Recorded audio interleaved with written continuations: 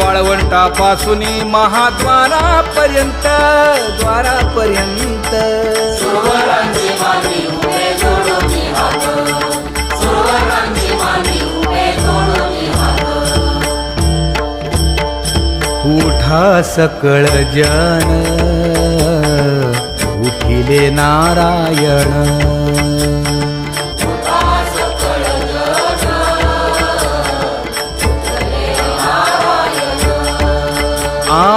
आनंदले मुनी जन तिन्ही लोक आनंदले मुनी जन तिन्ही लोक